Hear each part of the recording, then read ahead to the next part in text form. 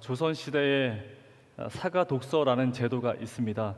세종대왕이 이 집현전을 세우면서 만든 일종의 유급 휴가인데 쉽게 말해서 이런 겁니다. 일정 기간 동안 집에서 책만 읽으라는 것입니다. 저는 왜 이게 휴가인지 모르겠는데 이 안에는 이런 말이 담겨져 있습니다. 이의 역지, 그러니까 책을 읽으면서 다른 사람의 삶을 한번 생각해 보라라는 것입니다. 저는 그런 의미에서 서점을 자주 갑니다. 목사가 교회에서 계속 성경만 보고 있으면 성도들의 삶을 읽을 수가 없습니다. 그래서 기독교 서점보다는 일반 서점을 자주 가게 되는데 그곳에 있는 책들을 보게 되면 세상이 지금 무엇을 중요하게 여기고 있으며 또 사람들은 무엇을 어떤 방향을 가지고 살아가고 있는 것을 단번에 알 수 있다라는 것입니다. 이번 주에도 서점에 갔다 왔는데요. 제가 갈 때마다 놀라는 것이 있습니다. 모든 영역에서 이 베스트셀러의 책들이 부동산, 주식, 그리고 성공에 관련돼 있는 책들입니다. 이게 여러분 불과 5년 전만 해도 많은 사람들이 인문학과 철학에 관련돼 있는 책을 읽었습니다. 사는 것이 무엇이며 인생이 무엇인가 그 질문에 답을 찾고 싶어서 그러한 책을 많이 읽었습니다. 하지만 코로나를 겪고 있는 우리에게 지금 이 책은 성공을 할 수 있는, 돈을 벌 수 있는 그 정보를 위한 도구로 불과하다는 것입니다. 근데 여러분, 이런 것을 보면서 제가 느낀 것은 무엇이냐면 대한민국의 많은 사람들이 정말 힘들게 살아가고 있구나, 그런 생각을, 그런 감정을 가지게 되었습니다. 그런 관점을 오늘 말씀을 함께 보았으면 합니다. 우리는 그동안 구약의 선지자들을 매주마다 말씀을 통하여 만나고 있습니다. 기억나실까요? 이사야, 그리고 엘리야, 요나, 호세야, 저번 주에는 요엘, 오늘은 예레미야입니다. 다들 아시는데 표정으로만 대답하신 거로 제 생각하겠습니다. 근데 여러분, 지금 나열되어 있는 모든 사람들은 정말 힘든 삶을 살아갔습니다. 꼭 굳이 비교할 필요가 있겠습니까? 여러분, 군대를 다녀온 사람들은 꼭 하는 말이 있습니다. 내가 제일 힘들다라고 이야기합니다. 해병대를 다녀왔든 어떤 보직을 맡았든 간에 내가 제일 힘들다 이야기합니다. 근데 그게 틀린 말은 아닙니다. 사람은 내가 겪어야 그것이 가장 힘들다라고 이야기하는 존재이죠. 근데 여러분, 실제로 이 구약의 선지자들이 그렇습니다. 정말 하나같이 쉽지가 않습니다. 엘리야는 850대 1로 싸워야 합니다. 요나는 적국에 가서 회개를 선포해야 합니다. 요엘은 메뚜기 떼가 있었고, 그리고 호세아는 평생 짝사랑만 했습니다. 그렇게 힘든 삶을 살아갔습니다. 하지만 하나님이 그 자리에서 그들을 부르셨고 그들은 그 부르심에 합당한 삶을 살아갔다는 것입니다. 그런데 여러분, 오늘은 예레미야죠. 제가 그냥 하는 말이 아니라 예레미야는 정말 힘든 삶을 살았습니다. 만약에 하늘나라에서 여러분 엘리야 그래도 힘들게 살지 않았겠습니까? 이 엘리야가 예레미야에게 아마도 이런 말 했으면 손바닥으로 등짝 맞았을 겁니다. 야, 나 정말 힘들었거든. 내가 다시 그때로 돌아간다면 끔찍하다. 이런 말을 예레미야에게 하면 예레미야가 굉장히 상처받을 것 같습니다. 실제로 이 예레미야는 구약의 통틀어 가장 험난한 시대를 살았습니다. 예레미야 다음 장이 예레미야 애가입니다. 이 책에 보게 되면 나라가 멸망하는 그 지점에서 정말 끔찍한 참혹한 일들이 많이 기록되어져 있습니다. 그렇게 험난한 시대를 살아가는 그 예레미야에게 오늘 이 말씀을 통하여서 우리가 은혜를 받아야 한다는 것이죠. 근데 여러분, 엘리야나 다른 선지자들은요, 힘들었지만 인생에 기억할 만한 이적과 기적을 경험합니다. 힘들면 그거 붙잡고 살아갈 수 있습니다. 하지만 예레미야는 단 한 번도 그런 기적이 나오질 않습니다. 조금도 사람의 손길을 받아본 적이 없는 사람이 바로 예레미야입니다. 그래서 말 그대로 예레미야는 몸 하나로 이 모든 것을 겪어내야만 했습니다. 그가 사역하면서 평생 제단에 불 한 번 떨어진 적도 없고, 하나님이 결혼하지 말라고 하니 결혼도 할 수 없으며, 부모님이 돌아가셔도 장례식 근처를 한번 가보지 못했던 사람이 예레미야입니다. 말 그대로 눈물의 선지자, 바로 예레미야입니다. 근데 여러분, 우리가 주목해야 할 것은 하나님이 그를 왜 불렀을까? 고생할 거 뻔히 알고 있는데 하나님이 그를 왜 불렀을까? 그리고 예레미야는 그 소명을 붙잡고 끝까지 이 길을 걸어간 이유가 무엇일까? 우리가 여기에 주목해 보았으면 합니다. 예레미야 1장 5절 6절입니다. 내가 너를 모태에 짓기 전에 너를 알았고 내가 배에서 나오기 전에 너를 성별하였고 너를 여러 나라의 선지자로 세웠노라 하시기로 내가 이르되 슬프도소이다. 주 여호와여 보소서 나는 아이라 말할 줄을 알지 못하나이다 하니. 하나님이 지금 예레미야를 부르십니다. 여러분, 부른다라는 것은 우리가 흔히 콜링, 우리가 소명이라고 이야기합니다. 자, 그러면서 지금 하나님이 예레미야에게 내가 너를 누구보다 잘 알고 있다. 너가 엄마의 뱃속에 있기 전부터 내가 너를 성별하였다. 내가 너를 선택하였다. 그래서 하는 말인데 너는 여러 나라의 선지자로 내가 세웠노라. 모든 나라 열방에 내가 너를 선지자로 세웠노라. 그렇게 말씀하십니다.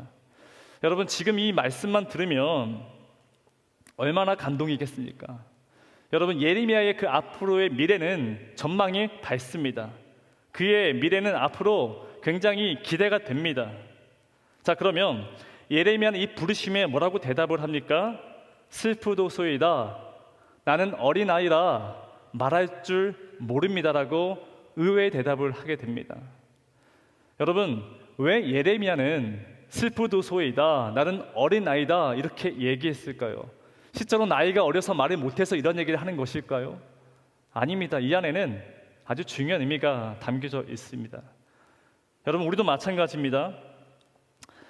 우리가 소명이라는 단어를 굉장히 많이 사용합니다. 특별히 교회에서 콜링, 소명 이것을 아주 많이 이야기했기 때문에 그 의미가 조금 퇴색할 수도 있다라는 거예요. 여러분, 우리가 소명이라 이야기하면 이런 거 아니겠습니까? 하나님이 나를 선택하셨고 나를 지으셨습니다. 그래서 나를 인도하여 주실 것이다 라고 말씀하십니다. 근데 여러분, 우리 한번 솔직해지십시다. 그런 얘기 들으면 우리의 마음은 어떠냐라는 거예요. 슬픈 예레미야의 마음이 느껴지지 않습니까? 그거 아니라는 거예요. 슬프다라는 거예요.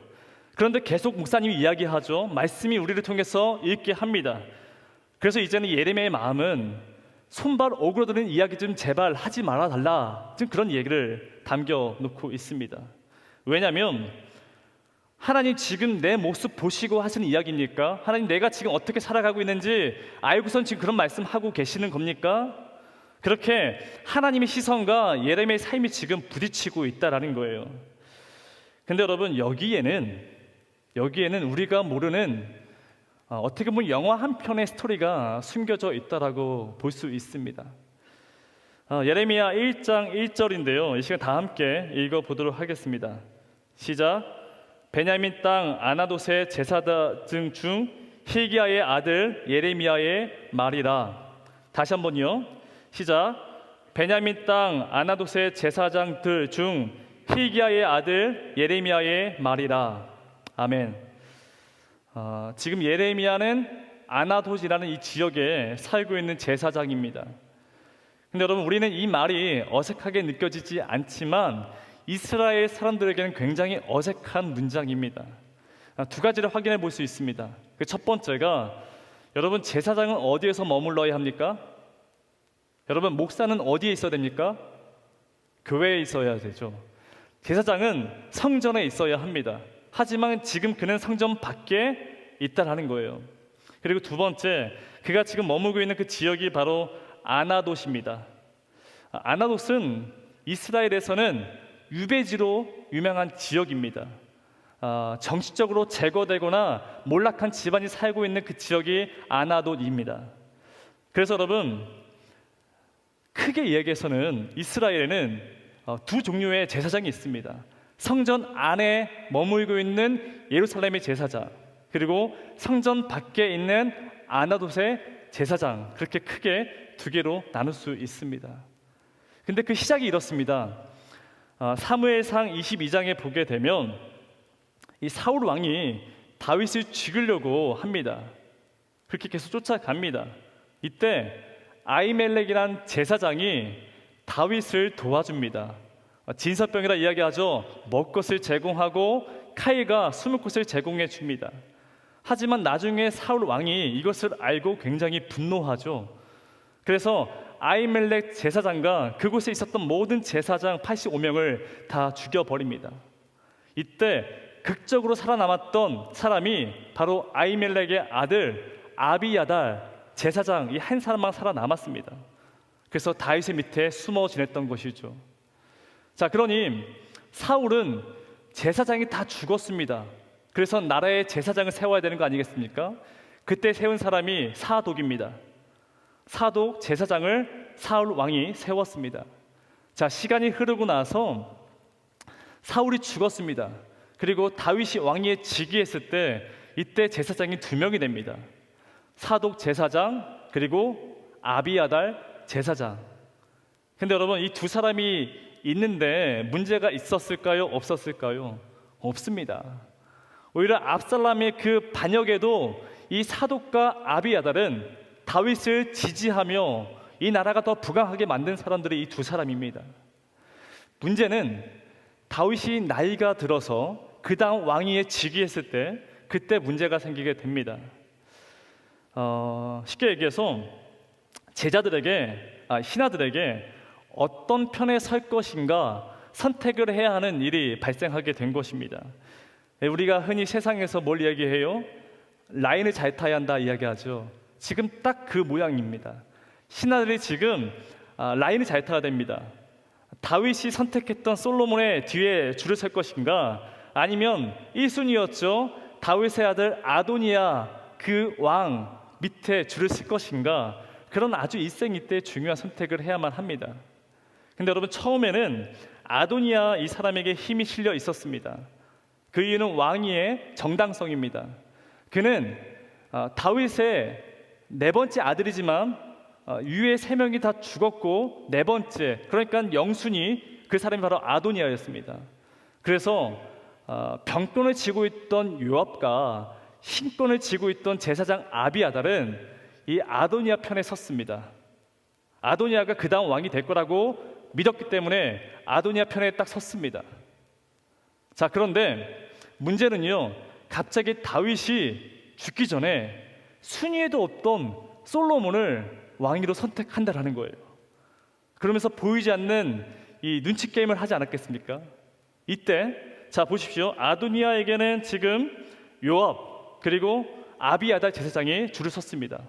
근데 솔로몬에겐 누가 섰느냐? 바로 사독 제사장이 이 솔로몬 뒤에 줄을 섰다라는 거예요. 자, 그런데 여러분, 이 솔로몬과 아도니아가 전쟁을 벌입니다. 누가 이겼습니까? 솔로몬이죠. 자, 그러면서 아도니아의 줄에 섰던 모든 사람들 죽임 당하거나 유배지로 보낼 수밖에 없는 모습을 우리가 알아야 합니다. 그게 바로 열왕기상 2장 26절입니다. 왕이 제사장, 여기서 왕은 솔로몬입니다. 왕이 제사장 아비야달에게 이르되 내 고향 아나돗으로 가라. 너는 마땅히 죽을 자이로되 내가 내 아버지 다윗 앞에서 주 여호와의 궤를 메었고 또 내 아버지 모든 환난을 받을 때에 너도 환난을 받았은즉 내가 오늘 너를 죽이지 아니하노라 하고. 자, 그러니까 지금 솔로몬은 아비야달을 쫓아냅니다. 아나돗 그의 고향으로 지금 쫓아내고 있습니다. 그러면서 제사장 직분을 파면시켰죠. 자, 그렇게 해서 제사장 아비야달은 아나돗에 가서 쓸쓸히 마지막 여생을 지내게 됩니다. 그러면서 쭉 이어진 것이 바로 이 아나돗 계열의 제사장입니다. 그러니까 여러분, 다시 한번 정리하면 성전 안에 살고 있는 사독 계열의 제사장이 있고 성전 밖에 있는 아나돗 계열의 제사장이 있습니다. 여러분, 이것이 쭉 이어가면 어디까지 오느냐? 사독 계열에 있던 사람들이 바로 사두개인입니다.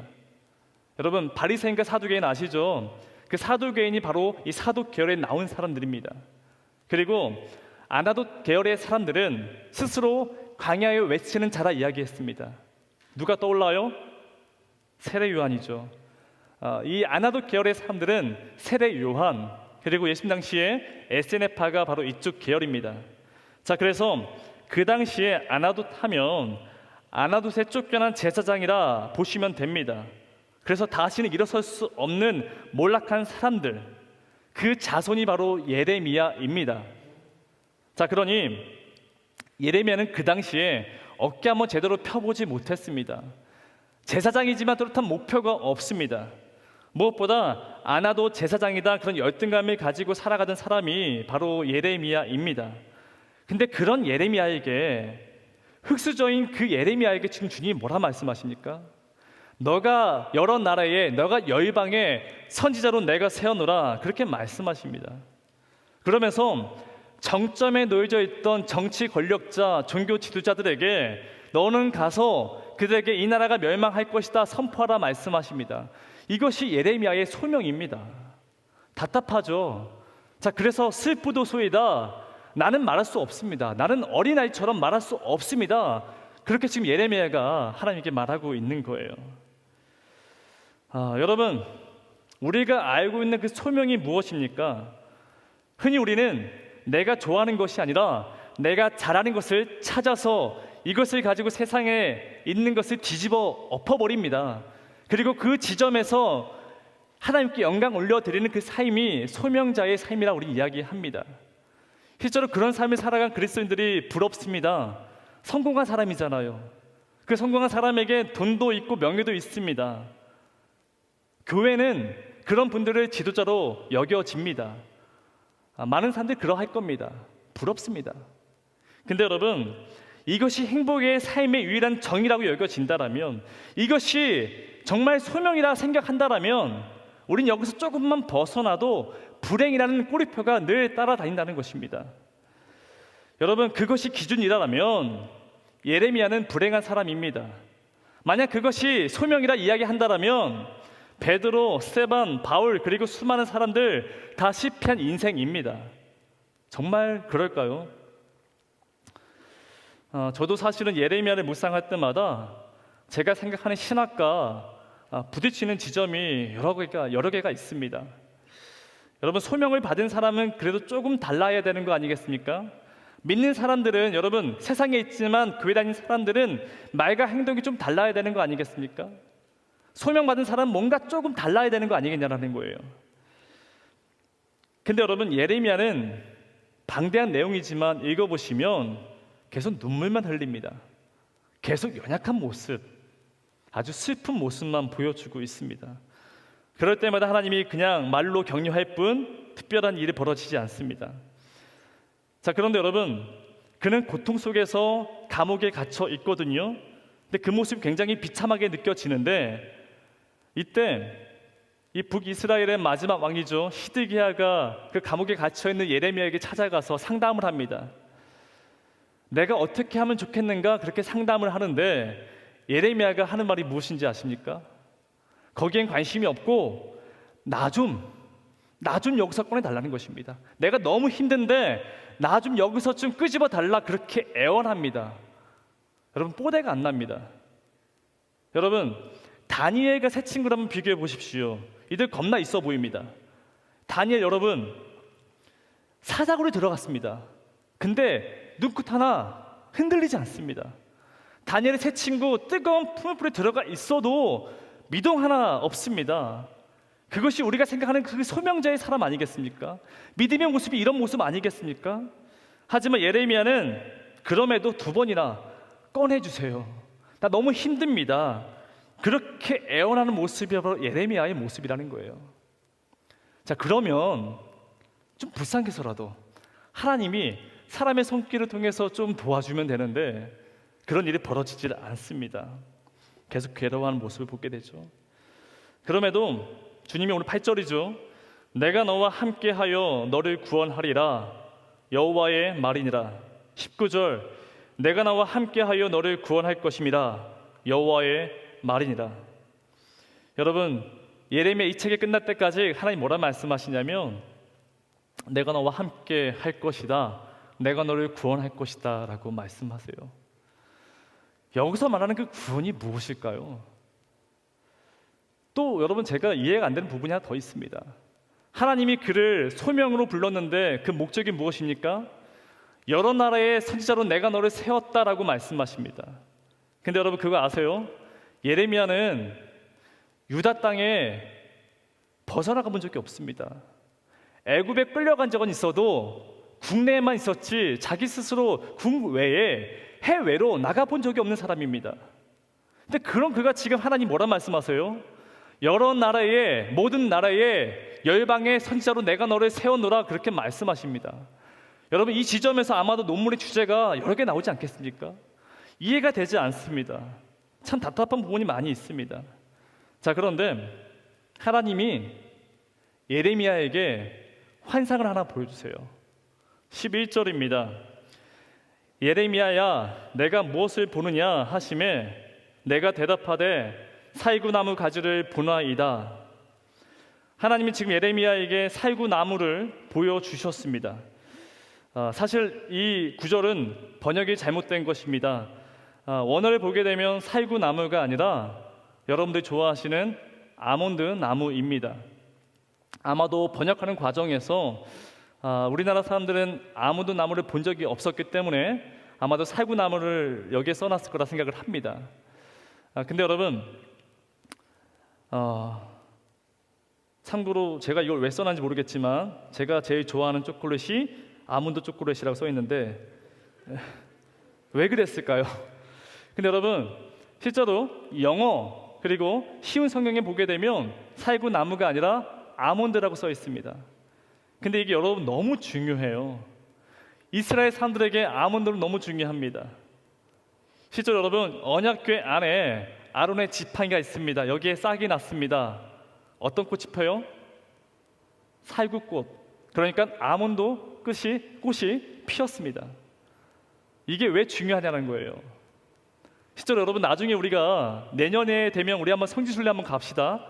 이스라엘에 도착하면 그 항공에 메노라 하는 그 아몬드 꽃 모양이 그려져 있다라고 해요. 이스라엘 백성들에게는 이 아몬드 이 꽃 자체가 그 말귀가 굉장히 중요하다 이야기합니다.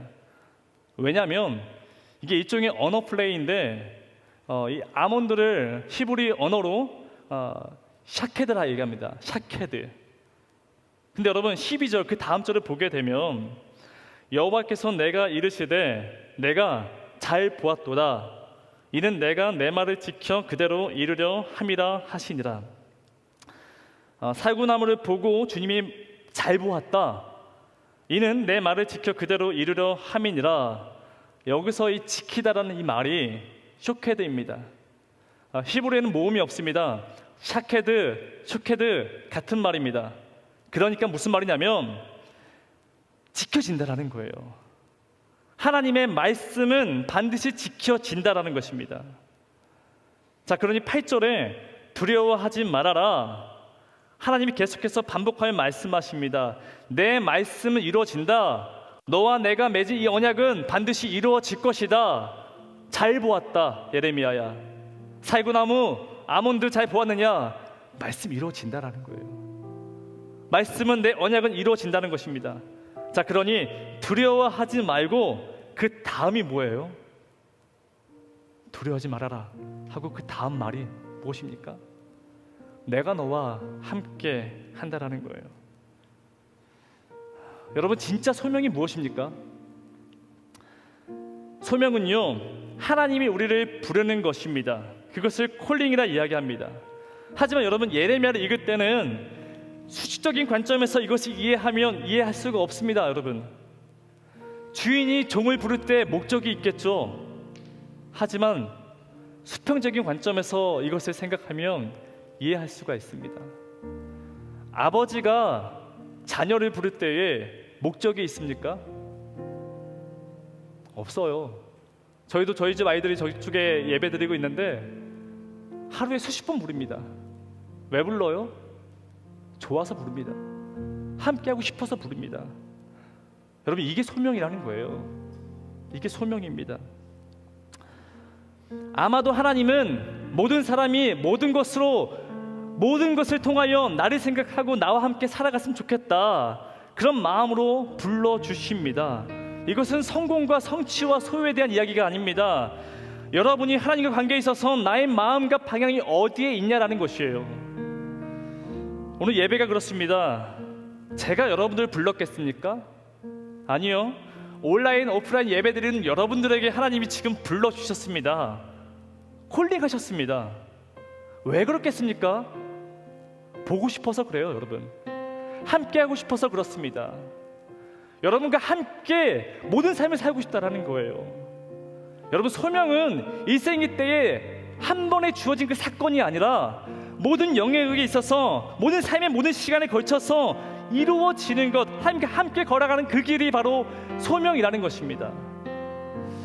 여러분, 하나님의 말씀은 반드시 지켜집니다. 그건 우리가 해야 할 일이 아닙니다. 내가 해서 이 교회가 부흥될 거 아닙니다. 하나님의 영역입니다.